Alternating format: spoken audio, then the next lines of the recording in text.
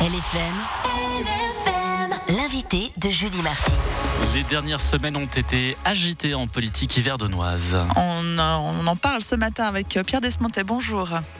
Vous êtes le syndic d'Yverdon. On revient donc sur l'élection qui a eu lieu hier à Yverdon et la victoire du socialiste Julien Vicki.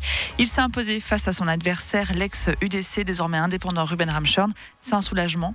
Oui, je vais dire c'est un soulagement. C'est un soulagement, je dirais, de courte durée, au sens où on a quelqu'un qui va intégrer la municipalité, qui fait déjà partie de la majorité sortante et qui a annoncé pendant toute sa campagne qu'il voulait travailler en bonne intelligence avec ses collègues, travailler en groupe, en collégialité. Donc de ce point de vue-là, disons un certain soulagement. Ceci dit, tout ce qui est sorti, tout ce qui s'est passé pendant la campagne électorale, évidemment, il faudra beaucoup plus de temps pour disons, pouvoir avaler ça et assumer tout ce qui s'est dit d'une certaine manière. Les questions qui ont été ouvertes pendant cette campagne électorale, elles vont rester ouvertes. L'écart entre les deux candidats est de 642 voix. Comment vous analysez ce résultat ? Alors, d'une part, parce qu'il y a eu une bonne mobilisation du camp de la gauche, et le score que fait Julien Vicki est finalement assez proche des scores que la gauche a réalisés depuis le début des années 20 à Yverdon, 52%. C'est pas un score qui est exceptionnel de ce point de vue-là, quand bien même avec une très forte participation, je relève que Julien Vicki fait un meilleur score que moi en 2021, alors que j'avais été élu au premier tour. Donc on voit quand même qu'il y a eu beaucoup de mobilisation de part et d'autre sur cette élection, alors que finalement un des grands camps de la ville, à savoir celui de la droite traditionnelle, était absent du deuxième tour. Et donc il y a eu des effets de mobilisation et probablement un électorat un peu orphelin qui a dû se répartir un peu partout d'une certaine manière. Pierre Desmontet, vous soulignez l'ambiance plus que tendue qui a eu lieu ces derniers mois à Yverdon, notamment liée à cette élection à la complémentaire. Comment vous les avez vécues ?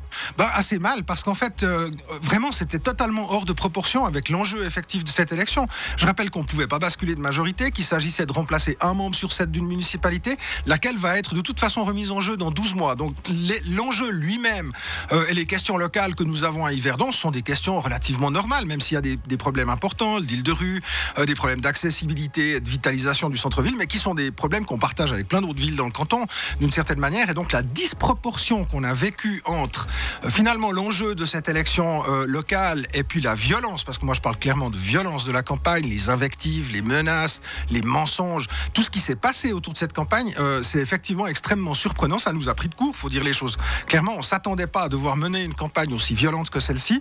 On a fini par devoir monter au challenge d'une certaine manière, ce qu'on a fait notamment au deuxième tour. Mais tout ça va laisser évidemment beaucoup de traces chez tout le monde. Et c'est vrai que d'essayer de retrouver une harmonie derrière ça, c'est un très très gros travail sur lequel il faut qu'on se mette immédiatement. Mais comment vous l'expliquez, cette tension, cette ambiance-là lors de ces élections ? Justement, je ne me l'explique pas. On a des hypothèses évidemment, mais le sentiment qu'on a, c'est que rien de ce qui se passe à Yverdon aujourd'hui ne méritait une pareille campagne. Et donc, on a eu le sentiment d'être un peu un poisson pilote, avec finalement un candidat adverse qui a réussi à fédérer tous les mécontentements, qu'il a fait d'une manière extrêmement violente dans sa communication. On a pris quand même 2 journaux de campagne, 40 pages, dont 35 sont des invectives contre la municipalité, des accusations de magouille, des accusations de malversation, toute une série de choses qui nous sont jetées, donc vraiment des tombereaux d'immondices, donc une nouvelle manière de faire campagne. Comme je l'ai dit, j'ai eu le sentiment d'avoir en face de nous un adversaire qui avait décidé que la violence, l'invective, le mensonge, la calomnie étaient des méthodes de campagne politique comme des autres. Et d'ailleurs, il ne s'en est pas vraiment caché, il ne s'en est jamais excusé. Il y a eu hier donc cette élection à la complémentaire, mais rebelote l'année prochaine avec les élections à la municipalité. Vous les redoutez ? Non, je dirais pas. On doit jamais redouter en démocratie. C'est un travail qu'on doit faire. Il faut pas oublier non plus que les 43% qui sont allés à notre adversaire hier, ils représentent aussi une certaine frustration, un certain mécontentement et certaines craintes de la part de la population. Il faut vraiment qu'on écoute ça. Il faut vraiment qu'on essaye de comprendre finalement sur quel sujet finalement on peut essayer d'agir dans les 12 mois qui viennent pour montrer qu'on a entendu le message. En tout cas, à titre de syndic, moi je peux vous dire que j'ai entendu 5 sur 5 le message qui nous a été envoyé, au-delà du fait que à la fin c'est quand même Julien Vicki qui gagne l'élection, mais ça reste important de poser ça. On ne doit pas avoir peur. Par contre, je m'attends effectivement à un climat électoral qui sera délétère. Je me réjouis de voir de ce point de vue-là quelle va être l'attitude de la droite traditionnelle qui était un peu absente de cette campagne et totalement absente du deuxième tour, de voir comment elle se projette finalement dans une campagne de ce type. Pierre Desmontet, on l'a appris il y a quelques semaines, vous et votre collègue municipal Christian Weiler êtes sous protection policière légère. On a aussi appris dernièrement que vous avez été la victime d'une deepfake, c'est-à-dire une vidéo courte publiée sur les réseaux sociaux qui animait votre visage et reproduisait votre voix. Vous l'avez vécu comme un ultime dérapage dans cette campagne? Absolument. Mais je pense que ça fait partie de la stratégie de campagne de nos adversaires. Je pense que vraiment tout est permis.